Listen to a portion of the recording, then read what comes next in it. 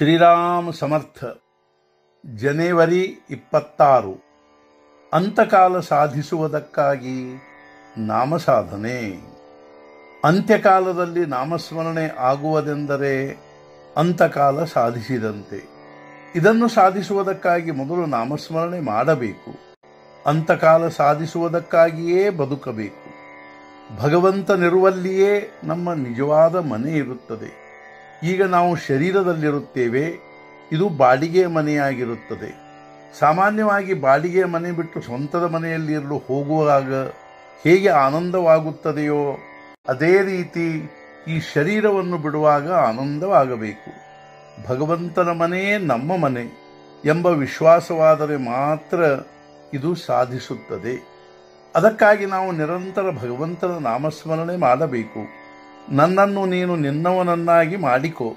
ನನ್ನ ಮನಸ್ಸು ನಿನ್ನ ಚರಣಗಳಲ್ಲಿ ಸಮರ್ಪಿತವಾಗಬೇಕು.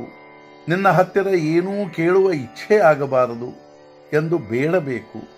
ಪರಮೇಶ್ವರನು ನಮ್ಮ ಹಿಂದೆ ಮುಂದೆ ಇರುತ್ತಾನೆ ಎಂದು ದೃಢವಾಗಿ ತಿಳಿಯಬೇಕು. ಭಗವಂತನ ಸ್ಮರಣೆ ಮಾಡುವುದೆಂದರೆ ನಮ್ಮ ಕೈಯಿಂದ ಆಗುವುದೆಲ್ಲ ಅವನ ಇಚ್ಛೆಯಿಂದಲೇ ಆಗುತ್ತದೆಂದು ತಿಳಿಯುವುದು. ಪ್ರಪಂಚವು ಭಗವಂತನದಿರುತ್ತದೆ ಎಂದು ತಿಳಿದು ಅಭಿಮಾನರಹಿತರಾಗಿ ಅದನ್ನು ಮಾಡುವುದಕ್ಕೆ ಪರಮಾರ್ಥ ಹಾಗೂ ಪರಮಾತ್ಮನ ಹೊರತು ನನಗೆ ಬೇರಾರೂ ಇಲ್ಲ ಎಂಬ ದೃಢ ನಿಶ್ಚಯವಾಗುವುದಕ್ಕೆ ಜ್ಞಾನವೆನ್ನುತ್ತಾರೆ. ಈ ಜ್ಞಾನವಾಗುವುದರಿಂದಲೇ ಮನುಷ್ಯನು ನಿಜವಾದ ಅರ್ಥದಲ್ಲಿ ಪರಮಾತ್ಮ ಪ್ರಾಪ್ತಿಯ ಮಾರ್ಗಕ್ಕೆ ಅಂದರೆ ಸಾಧನೆಗೆ ತೊಡಗುತ್ತಾನೆ. ಈ ಸಾಧನೆಯಿಂದ ಭಗವಂತನ ಹೊರತು ಬೇರೇನು ರುಚಿಸದಂತಾಗುತ್ತದೆ. ಈ ಉತ್ಕಟವಾದ ಅಭಿರುಚಿಗೆ ಭಕ್ತಿ ಅನ್ನುತ್ತಾರೆ. ಈ ಭಕ್ತಿಯ ಪರಿಪೂರ್ಣತೆಯು ಅಂತಕಾಲ ಸಾಧಿಸುವುದರಲ್ಲಿ ಆಗುತ್ತದೆ. ಇದಕ್ಕಾಗಿ ನಿರಂತರ ನಾಮಸ್ಮರಣೆ ಅಥವಾ ಅಖಂಡ ಅನುಸಂಧಾನವೇ ಏಕಮೇವ ಸಾಧನೆ ಎಂದು ಹೇಳಲಾಗಿದೆ.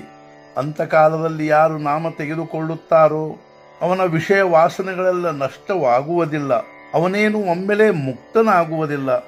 ಆದರೆ ಮುಂದಿನ ಜನ್ಮದಲ್ಲಿ ಅವನು ಅತ್ಯಂತ ಸಾತ್ವಿಕನಾಗಿ ಹುಟ್ಟಿ ಬರುತ್ತಾನೆ. ಸಾತ್ವಿಕನೆಂದರೆ ಭಗವಂತನ ಪ್ರಾಪ್ತಿ ಮಾಡಿಕೊಳ್ಳಬೇಕೆಂಬ ವೃತ್ತಿಯುಳ್ಳವನಾಗಿರುತ್ತಾನೆ.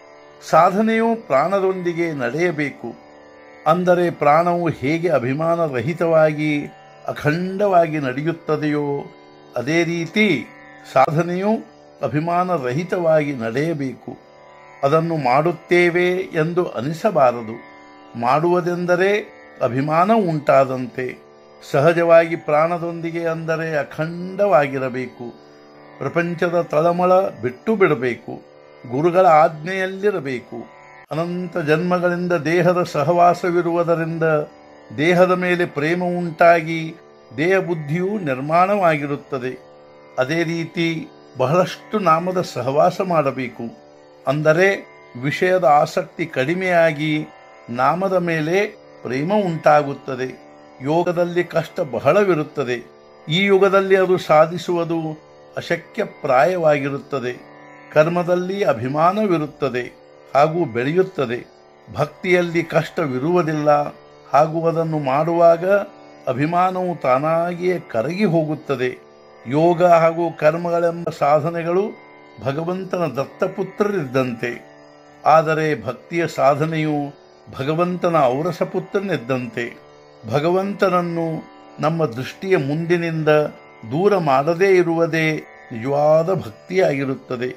ಇದೇ ನಿಜವಾದ ಅನುಸಂಧಾನ, ಇದೇ ನಿಜವಾದ ಪರಮಾರ್ಥ ಹಾಗೂ ಇದೇ ನಿಜವಾದ ನಮ್ಮ ಸರ್ವಸ್ವವಾಗಿರುತ್ತದೆ. ಇಂದಿನ ಮುಖ್ಯ ವಿಚಾರ, ಕೇವಲ ದೇಹದಿಂದ ತೀರ್ಥಸ್ನಾನ, ಪೂಜಾ, ಪಾಠ ಮುಂತಾದವುಗಳನ್ನು ಮಾಡಿದರೆ ಪರಮಾರ್ಥ ಆಗುವುದಿಲ್ಲ. ನಮ್ಮ ವೃತ್ತಿಗಳು ಭಗವಂತನಿಗೆ ಅಂಟಿಕೊಳ್ಳಬೇಕು. ಸದ್ಗುರುನಾಥ ಮಹಾರಾಜ್ ಕಿ ಜೈ. ಜೈ ಜೈ ರಘುವೀರ ಸಮರ್ಥ.